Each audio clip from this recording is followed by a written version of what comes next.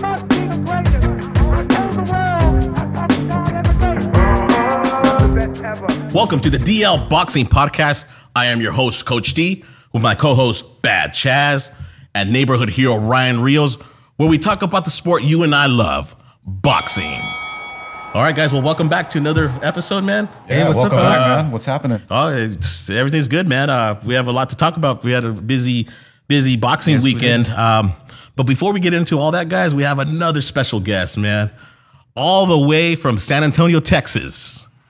Standing 5'6", weighing in at 122 pounds, with a professional record of 2 wins, no defeats, 1 big win by way of knockout. Daniel Cortez. Hey, what up? What's up, guys? Welcome, Daniel. brother. What's up? Thank you for having me here. Oh, our pleasure, man. So, Daniel, thank you so much again for joining us here. Let's start off, man. How? Tell us about the beginnings. How did you know you were going to become a boxer? I'll say from the beginning, I went in the gym. You know, my dad had already teaching me how to throw a punch since I was little. So I already knew that I can throw, but it took a first win, like my first win, and that feeling. And after that, I already knew that that's what I wanted to do. You know, after you get that glory feeling. Oh man, from training. I think we all. Yeah, when you win, yeah. So after feeling that, that's when you know that it was for me. You know. Yeah. How old were you, brother? I was 11 years old. Wow. 11 years old when I got my first fight in. Yeah. Yeah. And so your first fight, was this an amateur or was this like in the gym or? This is the amateur fight. The amateur. Okay. How many amateur fights did you have before turning pro? I was going good in the beginning, but towards the end, I for COVID and everything, it kind of slowed me down. I only had like 50 something. I'm not too sure exactly how many, but 50 something fights. Yeah. Right on, man. Did you already have the mindset of turning pro as soon as possible, or did COVID throw a little curveball into that decision making? Yeah. I've always had like a pro style. So, I had always wanted to go pro, like a little sooner. But, my dad has always, I always trusted what my dad had said, and my dad wanted me to, fill in a little bit, get a little bit of manpower, a little bit, start getting, just more experience before. But he always prepared me for a pro style. So once he felt like I was ready, then we pulled the trigger to go pro.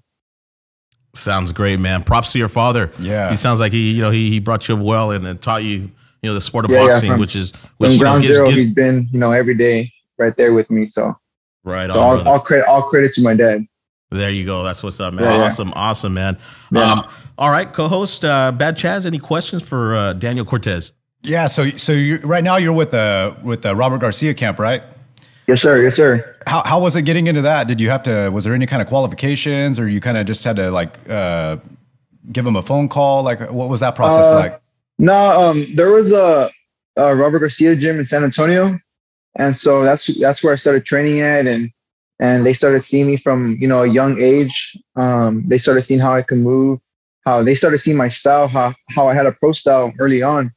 And they liked that. So they kept up with my career, and they followed me all the way, to the end of my career, and they were there. So they always told me, like, whenever I'm ready, that they'll get me. So right when I went pro, they took me in. Beautiful. Yeah, nice. That's awesome, man. Yeah, that's really cool. How's that experience been so far with RBGA? Oh, it's been great. Training around world champions, training around, people who've been there, done that, who've accomplished already what I'm going for. It's inspiring because, I'm there doing the same thing they're doing. So I know that goal is, not too far now. It's right there. It's seeing people who've done it. It's a great feeling. It's a lot of experience too. That's awesome, man. Is there anybody there that you used to watch before and now you're kind of working alongside him? Yeah.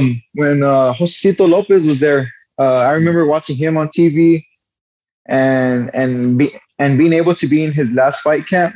I was there with him the whole way and seeing what he's doing, seeing the sparring, seeing his work, seeing him passing a lot of knowledge to me. It's awesome, seeing him fight on TV and then being able to train there next to him side by side, and it's a great feeling. That's awesome, man. So I got one more question for you, and then I'll let neighborhood hero Ryan Rios take over. Who's your favorite fighter?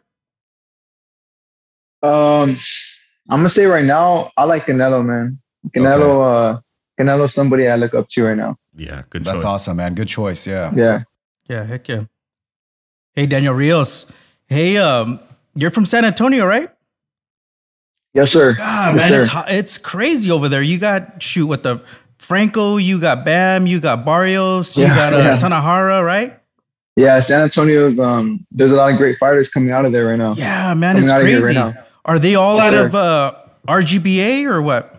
Most of them have they trained there too? Bam, Josh, Hector. I think I'm not too sure right now who's Barrios with, but yeah, Hector, Bam, Josh, they're all right now with Garcia right now. So okay, so that makes sense. I thought something was in the water or something, man, because you guys are coming out strong. And also Biggie Rodriguez, he's another fighter that's from here that's training with Garcia right now too.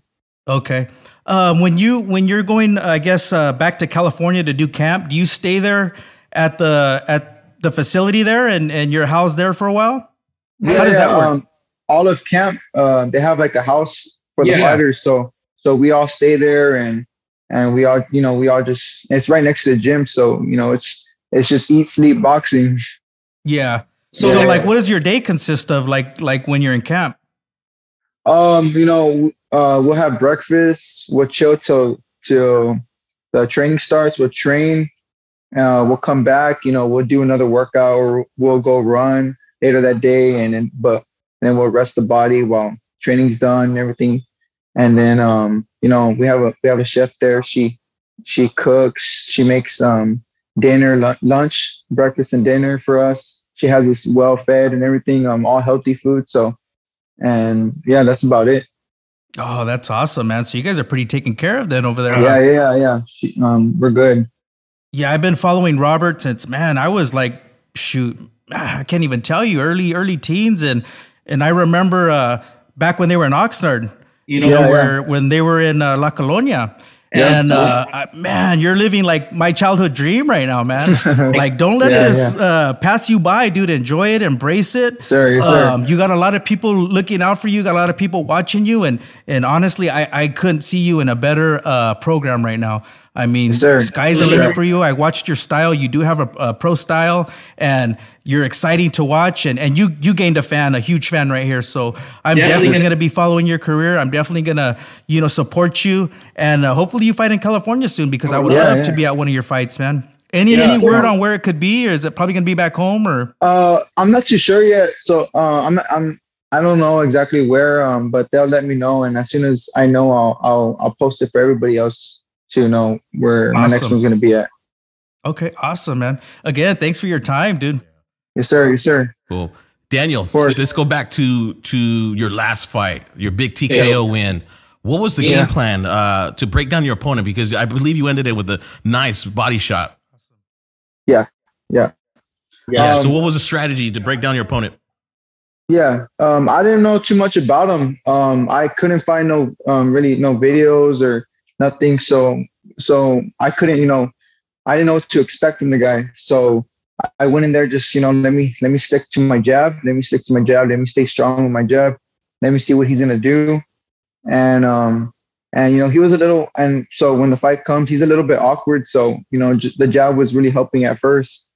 And I couldn't really know what to expect. So I just had to adjust during the fight. On the fly, and you adjusted beautifully, man. Beautiful inside fighting. Picking your shots in between his shots really helped break him down. Beautiful, man. So we're excited, man, to see you, flourish in this game, Daniel. Like Rios said, sky's the limit with you, man. With that said, man, let's have a few fun questions, man. Let me ask you, brother. When you're not in camp, what does Daniel Cortez love to eat, man? Love to eat. Oh, I'm gonna go for Whataburger, man. Whataburger is my number one. Yeah. Nice. What do you like to do outside of boxing? Like, what are some other hobbies you have? I'm actually a breeder. I breed Rottweilers. So when I'm back home, that's what I do. Okay. Yeah. Nice, man. So Nice. that's like my other my hobby Passion. right there. Okay. Yes, sir. That's cool, man. What's one of your favorite movies? I'm gonna say Lone Survivor with okay. Mark Wahlberg. Yes, sir. That's a good one. bro. Cool. Oh, Yes, sir. All right, last question here. If you could fight anybody, present or past, in the history of boxing, who would you like to mix it up with? Man, that's a good one, man. I mean, you spar with a lot of legends already, man, or Hall of Famers, man. So yeah, man, I'm not too sure. There's a lot of good fighters that I would Donaire is somebody that it would be cool to match up with like later. Like that would be a good fantasy match for me, you know. Yeah, I like his style. He has like a good left hook and everything. So that's like that would be a good fantasy match that I would like to. I love it. I love that answer, Daniel. I remember Bam just talking about that, and he said that he was a huge fan of Donaire, but he would never fight him just for the fact that he was with Robert. But that doesn't concern you, so that's cool, man. Yeah, that's cool. You're going after it, man. Awesome. Yeah, yes, sir. All right, Daniel. Well, hey, thanks a million for your time. Yeah, Daniel. thank you very much, man. Last minute, you freaking accepted it. We really appreciate that, and we're going to be watching your fights, man. We're going to be following you, man. Thank All you, right, guys. brother. All right, any shout outs or any last words to your fans that you want to? Just keep following me. I think I have a fan favorite style, so I know you guys will enjoy, my fights, and I'm just gonna keep training hard to keep winning, and hopefully you'll see me soon. All right, 100%, man. You got your Central Valley, California supporters here already, man. So we're gonna spread the word. Thank you, guys. Yeah, thank you. That's our goal. Yes, sir. All right, Daniel, you have a good night, brother. Thank you so much. All right, have a good one, man. Nice talking to you. Okay. Yes, Bye-bye. sir. All right, guys, it's time for the recap. Let's review the fights that happened this past weekend. Big DAZN pay-per-view card. We'll start off with Diego Pacheco. He scored a 5th round TKO over Enrique Collazo. Bad Chaz. How'd you see that fight, man? You know what, man? It seemed like that fight kind of started a little slow. But Diego Pacheco, he still pushed forward during that fight. He demonstrated a lot of patience, though. Like, he never put himself in any kind of dangerous situation or let that guy kind of tee off on him. You know what? He used his jab, and he just kind of slowly broke him down, and then eventually landed that right hand, and then just kind of let his hands go and, tore him apart by the 5th rounds. Yeah, ref. Yeah. Ref stepped in, saved him. But he had good timing, he had good power, his shot placement, everything was there, you know what I mean, that he needed. So I think he did a great job, and look forward to watching him again. Yeah. He definitely looked in shape too. Yeah, he's a big kid. Mm-hmm. Awesome. Also on the card, we had Fresno, California fighter Marc Castro scored devastating 5th round knockout over Kevin Montiel. Neighborhood hero Ryan Rios. How did you like that fight, man? You know what I told you guys last week, that I thought he does everything right. You know what I mean? This fight, I want to say he took a couple rounds to figure his opponent out. And then after that, he just pretty much dissected him. Yeah. He pretty much did what he wanted with his opponent. And I mean, man, it was a brutal knockout. Oh, that you know uppercut. What I mean? I felt that was a nasty uppercut. Yeah, it was. And I felt that was a good victory, a solid victory. He got some rounds in, but at the same time, he built that confidence. Yeah. So, I mean, great win for Marc, and man, he's gonna be a guy to reckon with. Yeah. You know what I mean? Yeah, he took a step back, and then to dodges his opponent whenever he was throwing his hands, and then he'd step back in and he'd throw the right combos, and his shot placement was perfect. Yeah, exactly, man. So good win for Castro, and hopefully he's in there. What do you guys think? 3-4 months from now? At the very least, I hope so. Yeah. Hopefully we can get a fight over in Fresno with him. Yeah, we've seen him before, man, yeah. and that fight we seen before in Fresno, he got that guy out of there in the 1st or 2nd round. The so we Mikey didn't get to Garcia see a whole undercard. lot. Yeah, exactly. Yeah. And I want to say he was the undercard. Before the main event. Yeah, exactly. Absolutely. So, Marc Castro in the Valley has a lot of support, so he's going to be a headliner for the Valley for sure. Yeah, great win for Marc Castro, absolutely. All right, guys, moving on to the co-main event.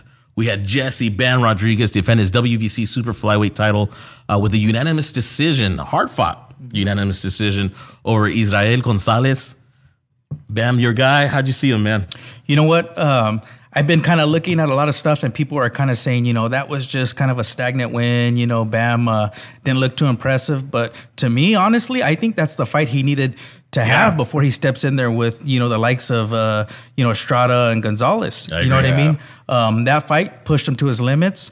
And like Tom said last week, that styles make fights. Yeah. And those two styles, like he said, meshed perfectly. You know what I mean? So I just want to say that was a style that Bam probably hasn't really seen, and that guy had a good game plan. Don't take anything away from that, you know, Gonzalez, because he had a great game plan, and he came in prepared. A lot of volume punches that he was throwing at Bam, keeping him busy, you know, thinking. Exactly. And Bam Rodriguez still got the unanimous decision, so it's not like he had an off night, you know what I mean? He took more punches than, you know, normally that I'm accustomed to seeing, but he took them well. So I think that was a good win for Bam. You know good what I mean? experience. I good thought it was experience great against a rugged fighter. You know. I think he did well. He had the better placed punches, the more significant punches. Although he did hit it low a couple times, which he was deducted a point. Oh yeah, which made things a little tighter. But yeah, good win for you know. Bam. I'm going to give Bam the benefit of the doubt. He's done a lot already for this year. Crazy. He jumped back into the ring like sooner than he probably should. Because he didn't want to decline a fight on a Canelo undercard because it was just a great opportunity. Yeah. So you know what? My hat's off to him, and I can't wait to see his next fight. But you know what? He needs to probably go enjoy himself a little bit. Exactly. And just you know, lay off the bag for a little bit, lay off the mitt training and stuff, and just enjoy himself and come back a little stronger. And I think that he's just you know, he's going to bring some trouble. Yeah, and you know what? Because he's like I said, he's really young. He's only, I think, 22. And for him to go in wars, you know, all the time, it's probably not, you know, like good for, you know, the mileage on him. You know what I mean? So, I mean, I strongly, you know, like disagree with all these like, you know, title fights. The naysayers. You know what I mean? Yeah, I think he needs to, you know, like pace himself. That and like take some time off, like you said, enjoy himself. Don't let the moment pass him by. Yeah, and you know, be very smart with his career because he has a long career ahead of him, right? A bright future. Bit, yeah. So you know, why put him in with all these like dogs? You know what I mean? Like, you know, let him. He has that opportunity right now to pick who he wants to fight. You know what I mean? You see all these guys with belts who pick and choose. You know, Bam's just going out there and just, you know, making a huge name for himself at that young of age, you know. So I say, you know, like, step off the gas a little bit right now. Yeah, still a special fighter. No doubt. Exactly. No doubt. All right, guys. That brings us to the main event of that card, which was Saul Canelo Alvarez successfully defending his undisputed super middleweight championship of the world. Unanimous decision against Triple G Gennadiy Golovkin. Guys, this was not too competitive this time around. Right. What do you think, Chaz? You know what, man? I expected more from Triple G, but I was just glad to see that, you know, there wasn't a knockout. I'm glad to see that he went the 12 rounds. I couldn't, just sitting there, it was just like, when is he going to engage? And it wasn't until, you know, the last 2 or 3 rounds where he kind of started to show some more combinations or trying to break through Canelo's hands. But, you know, I don't know if that was part of his strategy, you know. I mean, not really being concerned about the scorecards because that didn't play a factor in the previous fights. And maybe he was just trying to conserve, you know, his old man energy and just kind of trying to go the 12 rounds and just not looking like he got washed out. As far as that fight went, you know, my hat's off to Canelo and he can have, you know, his payday, you know, the big payday that he had. Right. And, you know, I don't know what's next for Triple G. I mean, I hope that, you know, that guy's just full of so much pride that he's going to take on the next big name. Right, another young lion. I hope that, you know, he can retire from the sport and the sport doesn't retire him. Exactly, man. Yeah. Exactly. Yeah. I feel, you know, now that I've had a few days to digest this fight, I do want to give Canelo his roses. You know what I'm saying? You see a lot of backlash on social media that this fight was terrible. It was boring. Canelo should be ashamed of himself that he had knocked out a 40-year-old Golovkin. But you know what? At the end of the day, Canelo is still the man fighting the best opposition. He still has the best resume in boxing, right? He's the only man who has fought Triple G 3 times. He's the only man who has defeated Triple G twice, right? He's the only one that's given Triple G his blemishes, his losses. What are the other guys who are shaming him or poking fun of him, what have they done? They're still not doing anything. Right. So Canelo is still fighting top fights. Let's not forget, Gennadiy Golovkin is a unified middleweight champion still. He holds 2 belts at 160. So it's not like he fought a Golovkin who has been defeated and that's true. Brought through the ringer already. Yeah. No. So good fight for Canelo. I think he easily won at least 9 rounds out of the 12 rounds. Was it super impressive? No. But Canelo did a great job. I think, he's a great champion, and his career should be respected and not be thrashed or put down, because he's a once in a generation fighter, because he's fighting everybody. He's challenging himself. Other than Usyk, the top guys, Usyk, Inoue, Crawford, Spence. Other than those guys, or even those guys, Canelo's still fighting top opposition. You know what I'm saying? Yeah. He's not having these warm up fights. Yeah, So well said. Plus, he's probably going to be out a year. I don't know if you guys heard his hand or his wrist. He has an issue with the wrist. So he's going to get surgery on. So he's out potentially for a year. Which I say, hey, all these guys talking all this stuff about Canelo, Benavidez, Charlos, Plant. Take that year, get some fights in. Yeah. Get some experience under your belt. This way, when you do get a shot at Canelo, you give yourself the best chance at beating him. Yeah. So that's my take on that. I'm gonna be positive and say, good job, Canelo. You're still fighting the best and picking up the victories, man. Neighborhood hero Ryan Rios, what was your take on that? You know what? Again, hats off to Canelo. He went after it. You know what I mean? And I changed my pound per pound ranking. He's my number one fighter now. Just for the fact, like you said, he's going after it. He's challenging himself. You know what I mean? But again, I'm not really going to talk about so much about what Triple G did wrong.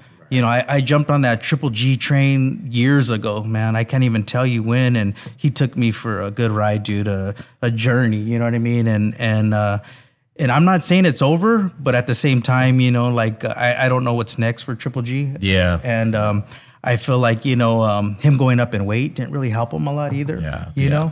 So there was a lot of factors people don't see that weren't on Triple G's side, you know what I mean? And I'm not saying Canelo had the upper hand and on some of that stuff, because it's hard to say. But again, my hat's off to Triple G too. You know what I mean? He's still challenging himself too. He's still going after it. He still wants to make a name for himself. But what I liked is that they had so much animosity, almost to the point of like a little hatred going on. And to see them embrace each other after that fight, that's what boxing's about, man. And that's what I love. You know what I mean? A lot of us that love boxing, it's almost like a love-hate relationship. That was probably, you know what I mean? Good thing you bring that up, because that's probably the highlight of that card, seeing him and Canelo and Triple G, kind of handshake it out. And it's like, all right, bury the hatchet. It's beautiful to see. Chapter over, trilogy over. Yeah, it's beautiful to see. Yeah. And you know what? One thing that I was disappointed, and it wasn't even so much about the two fighters fighting. And I got to watch the fight with my little Brody Strolin Nolan and his little son Noah. And I had my boy there. And so it was a memorable night, just us 4 dudes just on the couch, that's cool, just watching the fight. But my brother kept fussing about the commercials. And I was like, dude, you know what? You're right, man. Like, when do they play commercials for pay-per-view? Right, in the between the rounds? Is that what you're talking about? Exactly, man. I think we did, me and my brothers, we mentioned that so too. Like, shout out to you, bro. Like, he's even ready to write DAZN and tell him, hey, give my brother his money back. Who does that? Yeah, we pay for this fight. We want to hear the commercials. Exactly. That's what he was saying. You know what? We want to hear the instructions. We want to figure out like what these guys are being said or being talked to, and let's dissect this whole fight. Don't give us some, Conor Ben commercials for the 5th time, or you know what I mean? Like, we do better commercials for our podcast than some of these commercials. So good call, Nolan. That a boy. Keep them coming, bro. Yeah, awesome, man. That's the only thing that I was mainly disappointed in that more than the fight, honestly, because I love both fighters. You guys know that. So it is what it is. And that's exactly it. It was, or it is what it is. All right, guys. Well, let's move on. It's fight week. All right, guys. Well, we have some boxing coming from, brought to us from ESPN. Let's start with the earlier card that's going to happen earlier in the day, I believe. I believe it's overseas. We'll go with the Joyce versus Joseph Parker. Heavyweights, 12 round. Joyce, although he's like in his mid 30s, he's 14-0, 13 KOs. He's called the Juggernaut for a reason. He's a big boy, with the stiff behind. Crazy bone density. Yeah, right. Did you hear that? Yeah, he has they like had it tested, bro. Yeah, he has like 5 times the bone density of a normal person. Yeah. Like, holy, this guy's like That should be illegal, right? Right. Sounds intimidating. Yeah, right. So no wonder the people be hitting on him. He just keep coming forward, man. But he's gonna be taking on Joseph Parker. Good fight, good step up for Joyce. Parker, a former titleist. He's lost to the likes of Anthony Joshua. He's also on the rebound, trying to make one last hurrah at the title. I believe this is a perfect time for Joyce to make a statement.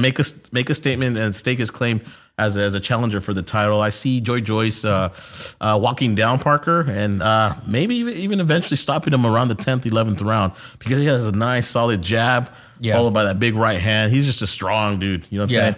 Yeah. So he has good boxing skills. He has great technique, man. He's just he's just slow, but he's just a boxer. You know what I mean? If you can describe a boxer, he's it. Right. You know what I mean? Yeah. But as far as entertaining fights, man, it's like he almost puts you to sleep too. Because of his move, kind of slow, until the knockout comes, right? Yeah. Like, okay. Not this one though. Somebody's Joe's gotta go. So hopefully Parker comes to fight and makes it a little exciting.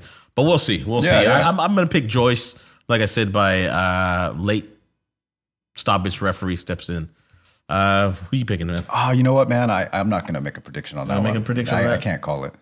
You know what? I'm going for Joyce. Yeah, so he's on the up. Yeah, up and and like I said, Parker, man, he's just boring, and I'm just gonna look for Joyce to just press the fight and hopefully get him out of there in the early rounds. So I mean, we'll see. Yeah, cool. Also on that card, we have the return of Amanda Serrano versus Sarah Mahfoud. Amanda Serrano is defending her 126-pound WBC and WBO titles over 10 rounds. Of course, Serrano is coming off her close points loss to Katie Taylor, which I thought she should have got the nod in. Neighborhood hero Ryan Rios, what's your thoughts on this fight, or her coming down in weight? You know what? I love seeing Amanda Serrano fight. I think she's a one in a generation women's fighter. Yeah, very active, very just all around, just entertaining, inside and outside of the ring. Right. She's just an awesome person too. The person she's fighting, I don't really know a whole lot about her, but I know she holds a title also. I think there was a vacant title and she ended up beating her opponent for it. Everybody holds titles, isn't it? Yeah. But she's not no household name is what I'm saying. And I think Serrano might make her that, just for the fact that she's fighting her. It's going to be a big card, overseas. Yeah. I know Serrano was supposed to fight a couple months ago, but she was on the undercard of Jake Paul. Yeah, against who was he supposed to fight? Rockman. So that got postponed. Yeah. So she's like, you know what? I'll do my own thing. Yeah. Give me a fight. Let's fight. Good for her. So exactly, I love that in her, man. Yeah. And so I feel like she's gonna put on a boxing clinic, dude. She's gonna look impressive, and she's definitely gonna get the victory. Yeah, I think she'll win by stoppage. Mm-hmm. Yeah. Cool. Your thoughts on Amanda Serrano? Oh, you know what? She's probably one of my favorite female fighters. Mm-hmm. She's southpaw style. She fought very well against Katie Taylor. I don't have anything bad to say about her. I look forward to watching all of her fights. Yeah, actually. Yeah. I noticed that she wears regular tennis shoes, or she did against Katie Taylor, and I thought, man, that's cool, man. Like, those look way more comfortable than those boxing shoes. Yeah. That's cool. She's got her own little style. Yeah, good observation. I've noticed that too. Yeah. Right on, guys. All right, so also on that night, or actually not on that night. Actually, I believe. Correct me if I'm wrong, guys. I believe this is going to be on Friday. Actually, the card with Shakur Stevenson versus Robson Conceicao. I believe is on a Friday, man. If I'm not mistaken, guys, forgive me. But one prospect to actually look out for on that card is Keyshawn Davis. He will take on Omar Tienda over 8 rounds. Keyshawn Davis is a 2020 Olympic silver medalist. Very explosive fighter. Just his hooks. He has power in both hands. He'll be featured in an 8-round bout. So just giving our viewers a heads up. keep an eye on this guy. And then, of course, moving on to the main event of that card, which is the impressive, this guy's a super boxer, in my opinion. Shakur Stevenson versus Robson Conceicao over 12 rounds for Shakur Stevenson's WBC and WBO titles, guys. Neighborhood hero Ryan Rios, how do you see that fight going, man? You know what? I think this is going to be a boxing clinic, dude. You know what I mean? Both fighters can box. There's not a whole lot of power coming into this. So most of these rounds are just going to be technical. You know what I mean? And of course, I'm going for Stevenson. I think he's going to put on a good show, but I don't count Robson out. You know what I mean? I want to say he won that fight with Valdez. I'm a huge Valdez supporter, but that was a pretty close fight. You know what I mean? But two different styles. I think Shakur might have some trouble trying to figure him out. But I mean, Shakur's just that good that he'll figure him out in 2 to 3 rounds, and he'll just put a boxing clinic on him. But again, it's just going to be a technical fight. You know what I mean? I don't think you'll see these crazy, brutal knockouts, Right. But you're going to see a masterclass performance high quality, high skills, man. You're going to see it. It's a chess match. These A punches, chess match, yes. Yeah, wow. Yeah. Things that make you go, wow. Angles. Yeah. Mm-hmm. Yeah. What is your prediction on that? You know what? I say Shakur, obviously, by decision. Yeah. But, I think he gets unanimous decision. Yeah. Same here. Shakur, 12-round unanimous decision. What's your take on that bet, Chaz? You know what? I think we're gonna have a really good fight on our hands. I think it's gonna be a unanimous decision. I'm predicting Shakur Stevenson to win. Yeah. And I'm thinking that just because watching his style, he's smart. I think he's just gonna have the edge on the IQ in the ring. For sure. And I think he's just gonna use that to his advantage, and he'll slowly break down his opponent. All right, guys. All right, well, we look forward to those fights. Yes, we do. All right, moving along to the new segment I want to call Cut Me, Mick. Cut me, Mick. I don't want to do it. Well, cut me. Cut me.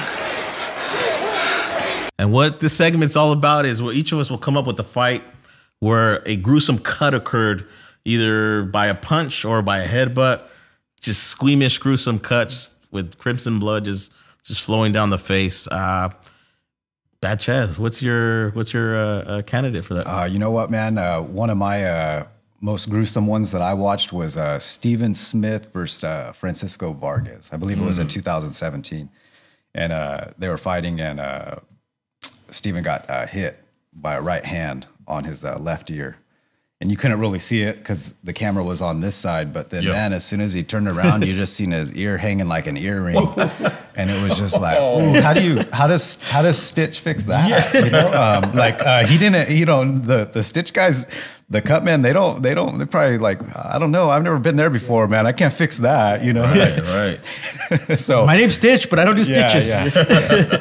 Yeah, pick up his ear over there, man. Glue it back on or something. So literally, the ear is hanging. Yeah, it was just hanging on like that, man. The lobe was just the only thing keeping it attached. Yeah.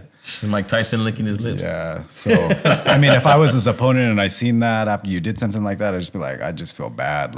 Oof, that's nasty. That's nasty, man. Those were my intentions. Yeah. All right, man. I'll show clips of that, man. Yep. All right. Neighborhood hero Ryan Rios, what's your candidate for? You know what? I'll go with Rocky 4. Where Rocky, where Rocky cut Drago, the Russian. No, I'm kidding. You know what? I'll go with, and this isn't so he's much. Not a machine, he's a man, right? Yeah, he's a man, dude. Yes, he bled his own blood. Yeah. But this wasn't so much gruesome, but it was involving Stitch. Okay. And what happened was Wladimir Klitschko was fighting Williamson, and I want to say in the 5th round there was a headbutt, and the cut wasn't as bad as I thought at the time.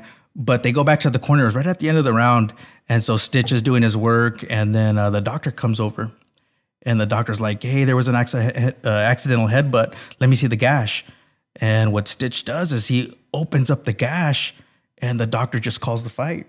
And she's like, "I seen bone. It's close to his nerve that controls his retina or whatever, Right, yeah. whatever," she said. And but the thing was, is that Stitch knew Klitschko was up on rounds, and it was a 5th round.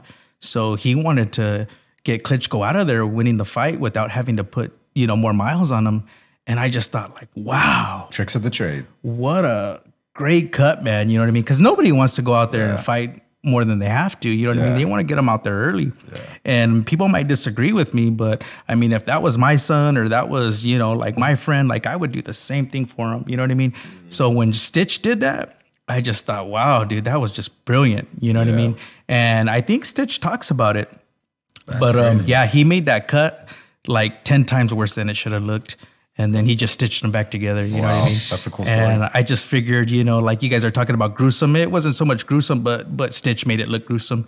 Right. And then, after he put it back together, obviously it was just a few stitches or something. But I thought that was awesome. That's crazy. Yeah, it's tactics, huh? Yeah, exactly. Yeah, cool, man. Awesome. For my candidate, let's take it back to the fight that occurred, I believe, on the undercard of Pacquiao-Broner. And that is Badu Jack versus Marcus Brown. In the 7th round, Badu Jack is the recipient of a headbutt, which causes a gash right between his forehead here.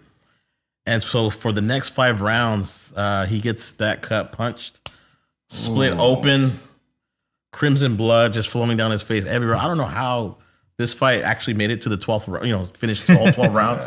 What round was it when he got cut? He got cut in the 7th, and he went 8, 9, 10, 11, 12 with that horrendous cut. Yeah. I mean, this thing looked like it was gruesome, man. It was nasty as hell. It looked like the Frank Kern Canal. Yeah, something, man. It's like, holy cow. He's okay. Yeah, so I hope you guys enjoy the footage there. Yeah. So that is Cut Me Mick. Hope you guys enjoyed those gruesome cuts. That is a sport of boxing. That's why we watch sometimes for the violence. All right, guys. Well, that concludes our podcast. Any shout outs to anybody? I'd like to make a shout out to our cameraman, Rob, again. Shout out to Daniel Cortez. Thank you for coming on and giving us that interview. Most definitely. Shout out to Ruben Valdivinos, Hanford Boxing Gym. What's up, Ruben? Shout out to Varella's Lindsay Boxing Gym. That's all I got. Mm-hmm. Yeah, I'd like to give out the shout outs to our people that have been actually writing messages under our YouTube videos. Myra Rios, Mr. Jamie Off. People that have reached out to me saying they've watched the podcast. Side B, E Rose, my brother Pablo, my brother Rob.